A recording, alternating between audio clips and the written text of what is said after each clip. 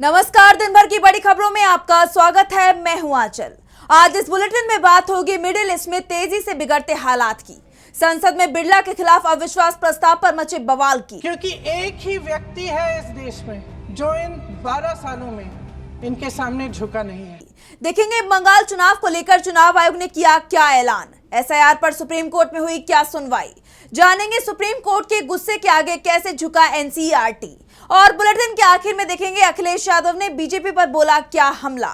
लेकिन दिन भर की तमाम बड़ी खबरों से पहले एक नजर आज की सुर्खियों पर। सुप्रीम कोर्ट का केंद्र सरकार को आदेश, कोविड वैक्सीन से नुकसान का दे मुआवजा, एरर फ्री पॉलिसी बनाए, साइड इफेक्ट्स की जांच के लिए एक्सपर्ट पैनल की जरूरत नहीं।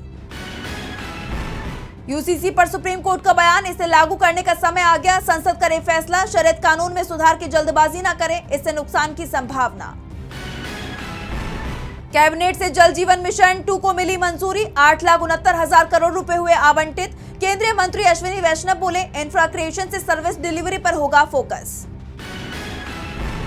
हरियाणा में किसान की बेटी की शादी में पहुंचे कांग्रेस सांसद राहुल गांधी, सोनीपत में बालूशाही देखकर बोले ये क्या है, चूरमा खाया, विवाह के सुने गीत। और हरे निशान पर बंद हुआ शेयर बाजार, 639 अंकों के उछाल के साथ 78,205 पर बंद हुआ सेंसेक्स, जबकि 233 अंकों की तेजी के साथ 24,261 पर बंद हुआ निफ्टी। ये तो थी सुर्खियां। अब बात आज की सबसे बड़ी खबर की। मिडिल ईस्ट में ताबड़तोड़ हमले जारी हैं। ईरान, इजराइल से लेकर तमाम खाड़ी देशों में तबाही का मंजर दिखाई दे रहा है। ईरान का आसमान काला हो गया है तो इजराइल की इमारतें मलबे में तब्दील हो गई हैं। हालात ये हो गए हैं कि अब अमेरिकी राष्ट्रपति ट्रंप को समझ नहीं आ रहा है कि वो जंग जारी रखे या वार्ता के लिए दबाव बनाए। तो जंग के 11वें दिन क्या है मिडिल ईस्ट में हालात, आइए देखते हैं इस रिपोर्ट में। मिडिल ईस्ट में जंग जारी रहेगी या युद्ध विराम हो जाएगा, ये सवाल इसलिए उठ रहे हैं क्योंकि अमेरिकी राष्ट्रपति डोनाल्ड ट्रंप सीज फायर की बात कर रहे हैं। और जिस तरह पिछली बार जून 2025 में 12 दिन की जंग के बाद ईरान और इजराइल के बीच युद्ध विराम हो गया था, ऐसे में जब ये जंग 11वें दिन में प्रवेश कर गई है तो ये सवाल और मजबूत हो जाते हैं। लेकिन ईरान ने साफ कर दिया है कि अब जंग का नतीजा क्या होगा ये वो तय करेंगे। जंग कब तक चलेगी ये भी ईरान ही तय करेगा। अब अमेरिका के हाथ से हालात निकल चुके हैं। अब ये जंग ईरान की बढ़ती परमाणु ताकत की बजाय उसके तेल भंडार के खिलाफ दिखाई दे रही है। जिस तरह उसके तेल डिपो को निशाना बनाया जा रहा है और जवाब में भी ईरान खाड़ी देशों में मौजूद ऑयल रिफाइनरीज को निशाना बना रहा है, वहीं दूसरी तरफ अब वैश्विक तेल व्यापार के लिए सबसे अहम समुद्री रास्तों में से एक हॉर्मुज स्ट्रेट को लेकर ईरान ने एक और बड़ी शर्त रख दी है। उन्होंने कहा है कि कुछ देशों के जहाजों को हॉर्मुज स्ट्रेट से गुजरने दिया जा सकता है, लेकिन इसके लिए उन देशों को पहले इजराइल और अमेरिका के राजदूतों को अपने देश से निकालना होगा। तो ईरान की यह धमकी ऐसे वक्त में आई है जब पहले ही दुनिया भर में तेल संकट खड़ा हो गया है। क्रूड ऑयल की कीमतें $100 को पार कर चुकी हैं। ऐसे में अमेरिकी राष्ट्रपति डोनाल्ड ट्रंप भी बौखलाए नजर आ रहे हैं। उन्होंने ईरान को चेतावनी दी है, अगर तेहरान ने हॉर्मुज स्ट्रेट से तेल की आवाजाही रोकने की कोशिश की तो अमेरिका उस पर अब तक से 20 गुना ज्यादा ताकत से हमला करेगा। इस बीच खाड़ी देशों में ईरानी हमलों को लेकर खौफ का माहौल दिखाई दे रहा है। कतर का कहना है कि उसकी प्राथमिकता ईरानी आक्रामकता से निपटना है। उसने देश में बड़े खतरे का अलर्ट भी जारी कर दिया है। वहीं बहरीन का कहना है कि उसने 105 मिसाइलें और 176 ड्रोनें रोकी हैं, जबकि मध्य तुर्की में तो पेट्रियट रक्षा बलों को तैनात किया गया है। हालांकि अजरबैजान ने जरूर ईरान की तरफ मदद का हाथ बढ़ाया है। उसने ईरान को टन भर खाद्य सामग्री और दवाइयां भेजी हैं। इस बीच यूरोपीय संघ पर ईरान का गुस्सा फूट पड़ा है। ईरानी विदेश मंत्रालय के प्रवक्ता इस्माइल बघाई ने यूरोपीय संघ के नेतृत्व पर अराजकता और अत्याचार के सामने चुप रहने का आरोप लगाया। उन्होंने कहा कि कृपया पाखंड करना बंद करें। आपने इतिहास में गलत पक्ष में खड़े होकर अपना पेशा बनाया है, कब्जे और अत्याचारों को हरी झंडी दी है, और अब ईरानियों के खिलाफ अमेरिका और इजराइल की आक्रामकता और युद्ध अपराधों को छिपाने की कोशिश हो रही है। ये मिली भगत से कम नहीं है। दरअसल यूरोपीय संघ की प्रमुख उर्सुला वान डेर लेयन ने जंग को लेकर बयान देते हुए कहा था, ईरान के लोग स्वतंत्रता, गरिमा और अपने भविष्य का फैसला करने के अधिकार के हकदार हैं। इस पर अब ईरान ने उन्हें आईना दिखाने का काम किया है। हालांकि इस बीच ट्रंप की रूसी राष्ट्रपति व्लादिमीर पुतिन से बात हुई है और रूस ने युद्ध विराम में मदद करने का भी भरोसा दिया है, लेकिन मौजूदा हालात में ये युद्ध खत्म होता नजर नहीं आ रहा है। ऐसे में पूरी दुनिया की नजरें फिलहाल ईरान और अमेरिका पर टिकी हुई हैं। मिडिल ईस्ट में पिछले 10 दिनों से जंग चल रही है तो संसद में भी अविश्वास प्रस्ताव पर संग्राम छिड़ गया। लोकसभा स्पीकर ओम बिरला पर अक्सर पक्षपात करने का आरोप लगता आया है और अब संसद के बजट सत्र के दूसरे सेशन में विपक्ष ने उनके खिलाफ अविश्वास प्रस्ताव पेश कर दिया, जिस पर तीखी बहस देखी गई। तो क्या कुछ हुआ संसद के दौरान, जानेंगे इस रिपोर्ट में। बजट सत्र के पहले हिस्से में ही विपक्ष लोकसभा अध्यक्ष के खिलाफ अविश्वास प्रस्ताव ले आया था और उस पर अब चर्चा कराई गई। विपक्ष का आरोप है कि ओम बिरला सदन की कार्यवाही में पक्षपात करते हैं। इस प्रस्ताव पर चर्चा जारी है, जिसकी शुरुआत कांग्रेस सांसद गौरव गोगोई ने की। उन्होंने कहा कि बजट सत्र के दौरान 20 बार नेता प्रतिपक्ष राहुल गांधी को रोका टोका गया, उन्हें बार बार रूलिंग बुक दिखाई गई। उन्होंने अपनी स्पीच में एक आर्टिकल का हवाला दिया, इस पर उन्हें मना किया गया, लेकिन सत्ता पक्ष के सांसदों ने भारत में बैन किताबें सदन में दिखाई, उनसे कुछ नहीं कहा गया। इस तरह का भेदभाव स्वीकार नहीं है। इतना ही नहीं, 9 फरवरी को शशि थरूर जब बोल रहे थे तब उनका माइक बंद कर दिया गया। सरकार ने कहा कि बोलिए, लेकिन हम कैसे बोल सकते हैं जब माइक ऑफ किया गया हो। संसद में ऐसी नई चीजें हो रही हैं और गोगोई यही नहीं रुके। उन्होंने आगे ये भी कहा कि आज महिला सांसदों के उद्देश्य पर सवाल उठाए जा रहे हैं। ओम बिरला ने पीएम मोदी के समय कहा था कि महिला सांसदों ने पीएम की चेयर घेर ली है, उनके साथ कुछ भी हो सकता था। ये बहुत ही शर्मनाक बात है। बिरला ने किस आधार पर महिला सांसदों पर यह आरोप लगाए? गोगोई के अलावा कांग्रेस सांसद प्रियंका गांधी ने भी सरकार पर भड़कते हुए कहा, क्योंकि एक ही व्यक्ति है इस देश में जो इन 12 सालों में इनके सामने झुका नहीं है। वो नेता प्रतिपक्ष और वो नेता प्रतिपक्ष क्योंकि इस सदन में खड़े होके सच बोल देते हैं, बेझिझक बोल देते हैं। धन्यवाद मैडम, धन्यवाद। आप अपनी बात रखिए। इनसे सर तारीफ की। I gave her the opportunity. Yes. वो सच्चाई जो है, जो वो बोलते हैं, इनसे पचती ही नहीं है। तो वहीं टीएमसी सांसद महुआ मोइत्रा ने ओम बिरला पर यह कहते हुए निशाना साधा कि कथित तौर पर सिर्फ विपक्षी सांसदों को ही निलंबित किया गया। पिछले किसी भी स्पीकर ने इस तरह सिर्फ विपक्षी सदस्यों को ही निशाना नहीं बनाया। विपक्ष के इन हमलों से बचने के जवाब में संसदीय कार्य मंत्री किरेन रिजिजू ने कहा कि जब सेशन चलता है तो राहुल विदेश चले जाते हैं। इस पूरी बहस के बीच संसद का माहौल गरमाया रहा। संसद में जोरदार बहस हुई। विपक्ष ने बिरला पर कई आरोप लगाए। वैसे सवालों में तो मुख्य चुनाव आयुक्त भी घिरे हुए हैं। ऐसे में जब मुख्य चुनाव आयुक्त ज्ञानेश कुमार पश्चिम बंगाल पहुंचे, लेकिन उनका लोगों ने जबरदस्त विरोध किया। उनका ये दौरा चुनाव की तैयारियों से जुड़ा हुआ है। सीईसी ने बाकायदा प्रेस कॉन्फ्रेंस कर आगामी विधानसभा चुनाव से जुड़ी कई जानकारी शेयर की। तो क्या कुछ कहा ज्ञानेश कुमार ने, जानने के लिए देखिए रिपोर्ट। चुनाव आयोग की टीम ने पश्चिम बंगाल का दौरा कर लिया है। कई बैठकों और चुनाव से जुड़ी तैयारियों की समीक्षा करने के बाद मुख्य चुनाव आयुक्त ज्ञानेश कुमार ने 10 मार्च को प्रेस कॉन्फ्रेंस की, जिसमें उन्होंने हिंसा मुक्त चुनाव कराने का आह्वान किया है। उन्होंने कहा कि आने वाले विधानसभा चुनावों में सभी मतदाताओं की भागीदारी बिना किसी हिंसा और डर के पक्का करना चुनाव आयोग का मुख्य मकसद है।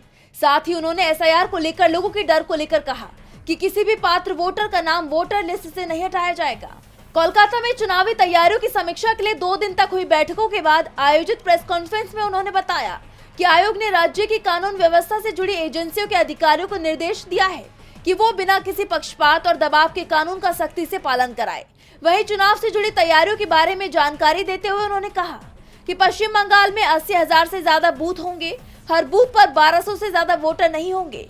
हर बूथ पर एक वोटर असिस्टेंट सेंटर होगा और 100% वेबकास्टिंग होगी। इस बार ईवीएम में उम्मीदवारों की कलर फोटो होंगी। अगर चाहें तो चुनाव खत्म होने के 7 दिनों के अंदर ईवीएम की टेस्टिंग की जा सकती है। हर विधानसभा में स्पेशल ऑफिसर युवा वोटरों को बढ़ावा देने के लिए जिम्मेदार होंगे। बुजुर्ग वोटरों की सुविधा के लिए सभी बूथ एक मंजिला होंगे, जिनमें व्हील चेयर और रैंप होंगे। 85 साल से ज्यादा उम्र के वोटर चाहे तो घर से वोट दे सकते हैं।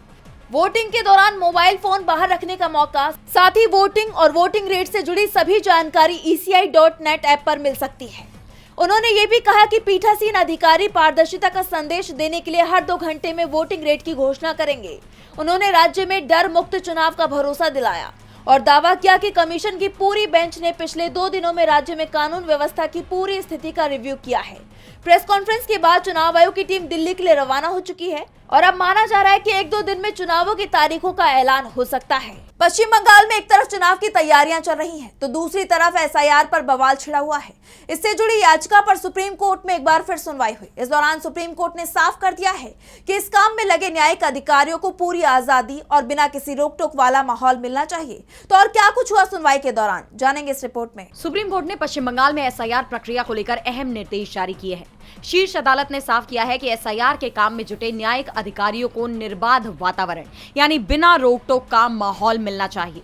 CJI Suryakant, justice R Mahadevan और जस्टिस जयमाल्या बागची की पीठ ने राज्य सरकार और चुनाव आयोग को सख्त हिदायत दी है। कोर्ट ने कहा कि न्यायिक अधिकारियों को अपना काम सुचारू रूप से करने के लिए सभी जरूरी सुविधाएं और सुरक्षा प्रदान की जाए। आज की सुनवाई के अहम बिंदुओं पर नजर डाले तो सुप्रीम कोर्ट ने साफ किया कि हस्तक्षेप पर रोक होनी चाहिए। चुनाव आयोग का कोई भी प्रशासनिक अधिकारी न्यायिक अधिकारियों के फैसलों की समीक्षा नहीं कर सकेगा। तकनीकी सुधार होना चाहिए। चुनाव आयोग के पोर्टल में आ रही खामियों को तुरंत दूर करने और नए लॉगिन आईडी बनाने के निर्देश दिए गए हैं। हाईकोर्ट की मंजूरी अनिवार्य होगी। एसआईआर प्रक्रिया में कोई भी नया कदम उठाने से पहले कलकत्ता हाईकोर्ट के मुख्य न्यायाधीश की इजाजत लेनी होगी।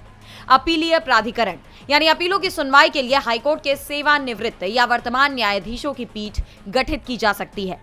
इसके लिए आयोग जल्द अधिसूचना जारी करे। अदालत को सूचित जानकारी दी गई है कि अब तक 10,16,000 आपत्तियों और दावों पर सुनवाई की जा चुकी है। ये वो लोग हैं जिनके नाम वोटर लिस्ट से हटाए जाने का खतरा बना हुआ था। सुप्रीम कोर्ट ने साफ किया कि न्यायिक प्रक्रिया की पवित्रता बनाए रखना जरूरी है ताकि वोटर लिस्ट त्रुटिहीन बन सके। ये सुनवाई बंगाल में एसआईआर प्रक्रिया से जुड़ी याचिकाओं के एक समूह पर की गई। कोर्ट के निर्देशों से चुनाव आयोग की प्रशासनिक दखलंदाजी पर लगाम लगने की उम्मीद जताई जा रही है। एसआईआर प्रक्रिया को लेकर सुप्रीम कोर्ट ने सख्त रुख अपनाया हुआ है। यही नहीं, उसने एनसीईआरटी मामले में भी सख्त तेवर दिखाए थे, जिसके बाद अब एनसीईआरटी बैकफुट पर आ गई है। 8वीं क्लास की सोशल साइंस की किताब में न्यायपालिका में भ्रष्टाचार वाला चैप्टर छापकर जो विवाद शुरू हुआ था, उस पर अब संस्था ने बिना शर्त माफी मांग ली है। लेकिन सवाल यह है कि क्या सिर्फ एक माफीनामे से यह मामला रफा दफा हो जाएगा? जानने के लिए देखिए ये रिपोर्ट। एनसीईआरटी ने क्लास 8 की किताब को लेकर छिड़े विवाद पर विराम लगाते हुए बिना शर्त माफी मांग ली है। भारी आलोचना और सुप्रीम कोर्ट की फटकार के बाद अब संस्थान ने एक सार्वजनिक माफीनामा जारी किया है। इसमें एनसीईआरटी ने जानकारी दी है कि उसने इस किताब को ही वापस ले लिया है और अब यह किताब किसी भी जगह उपलब्ध नहीं है। एनसीईआरटी ने पोस्ट किया कि एनसीईआरटी ने हाल ही में कक्षा 8वीं के लिए सामाजिक विज्ञान की एक पाठ्यपुस्तक प्रकाशित की थी। इस किताब के चौथे अध्याय का शीर्षक था हमारे समाज में न्यायपालिका की भूमिका। एनसीईआरटी के सदस्य और निदेशक इस अध्याय के लिए बिना किसी शर्त के माफी मांगते हैं। पूरी किताब को वापस ले लिया गया है और अब ये उपलब्ध नहीं है। इस वजह से हुई असुविधा के लिए हमें गहरा खेद है और हम सभी संबंधित पक्षों के सहयोग की सराहना करते हैं। दरअसल ये पूरा विवाद तब शुरू हुआ जब एनसीईआरटी ने हाल ही में कक्षा 8वीं के लिए सोशल साइंस की नई किताब जारी की। विवाद की जड़ इस किताब का चौथा चैप्टर था, जिसका नाम था हमारे समाज में न्यायपालिका की भूमिका। इसमें एक सेक्शन था न्यायपालिका में भ्रष्टाचार। इस चैप्टर में भारतीय न्यायिक व्यवस्था में भ्रष्टाचार के आरोपों, मुकदमों के भारी बोझ और जजों की कमी जैसे मुद्दों का जिक्र किया गया था।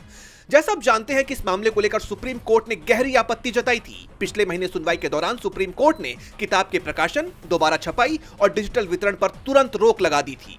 अदालत ने बेहद सख्त लहजे में कहा था कि एक गोली चल चुकी है और संस्थान घायल हो गई है। कोर्ट ने इसे आपत्तिजनक मानते हुए संस्थान की जिम्मेदारी पर सवाल उठाए थे और अब इस विवाद पर एनसीईआरटी ने माफी मांग ली है। जानकारों का मानना है कि स्कूली बच्चों के लिए संवेदनशील संस्थानों पर लिखी गई बातों का असर गहरा होता है। फिलहाल इस कदम के बाद कक्षा 8वीं के छात्रों के लिए सोशल साइंस का नया सिलेबस दोबारा समीक्षा के दायरे में होगा। लेकिन सवाल यह है कि क्या माफी मांग लेने से एनसीईआरटी को क्लीन चिट मिल गई है? क्योंकि सीजीआई ने तो कहा था कि इस साजिश के पीछे कौन है, हम इसका पता लगाएंगे। तो इस माफी को इस विवाद का अंत माना जाए या फिर यह मुद्दा भी और तूल पकड़ेगा, ये तो देखना होगा। सुप्रीम कोर्ट से मिली फटकार के बाद एनसीईआरटी ने माफी मांग ली है, लेकिन ये विवाद यहीं खत्म होता नजर नहीं आ रहा। वहीं तमिलनाडु में भी आरोप प्रत्यारोप का दौर जारी है। मुख्यमंत्री एमके स्टालिन ने एक बार फिर बीजेपी पर हमला बोला है और साफ कर दिया है कि आगामी चुनाव में दक्षिण में बीजेपी की दाल नहीं गलने वाली। तो और क्या कुछ कहा सीएम स्टालिन ने और क्या है पूरी खबर, जानेंगे इस रिपोर्ट में। दक्षिण भारत में बीजेपी की स्थिति बेहद कमजोर है। बीजेपी की तरफ से दक्षिण में खासकर तमिलनाडु में अपनी पैठ को मजबूत करने के लिए पूरा जोर लगाया जा रहा है। बीजेपी की कोशिशों के बीच तमिलनाडु के मुख्यमंत्री एमके स्टालिन ने एक ऐसा बयान दिया जिससे ये साफ हो गया कि तमिलनाडु विधानसभा चुनाव बीजेपी के लिए एक बड़ी चुनौती है। 9 मार्च को एक रैली को संबोधित करते हुए उन्होंने बीजेपी पर आरोप लगाया कि भगवा भीड़ दक्षिणी राज्य को निगलना चाहती है, लेकिन उनकी पार्टी ऐसा करने की अनुमति नहीं देगी। उन्होंने एआईएडीएमके प्रमुख पलानीस्वामी पर भी तीखा हमला करते हुए कहा कि मुख्यमंत्री पद हासिल करने के लिए वो बीजेपी के गुलाम की तरह काम कर रहे हैं। स्टालिन ने साफ कहा कि तमिलनाडु में भाजपा की चालें काम नहीं आएंगी, क्योंकि यहाँ सिर्फ हम ही होंगे। हमारी धरती पर सिर्फ हम ही जीतेंगे, हम अकेले ही जीतेंगे। चाहे आप कोई भी कलाबाजी करे, कोई भी मुखौटा पहने, किसी भी केंद्रीय एजेंसी का इस्तेमाल करे, तमिलनाडु हमेशा आपकी पहुंच से बाहर रहेगा। उन्होंने केंद्र सरकार पर राज्य की बकाया धनराशि नहीं देने का आरोप लगाते हुए जमकर हमला बोला। साथ ही नीतीश कुमार के राज्यसभा जाने को लेकर भी उन्होंने बीजेपी की घेराबंदी की। उन्होंने आरोप लगाया कि बिहार में जेडीयू के दिग्गज नेता को आगे कर चुनाव जीतने के बाद अब उन्हें दरकिनार कर दिया गया। स्टालिन ने साफ कह दिया कि तमिलनाडु में एनडीए की एंट्री किसी भी स्थिति में नहीं होने दी जाएगी। वहीं स्टालिन ने अपने बयान से ये भी साफ कर दिया कि बीजेपी चाहे कितना भी जोर लगा ले, लेकिन तमिलनाडु में डीएमके को चुनौती नहीं दे पाएगी।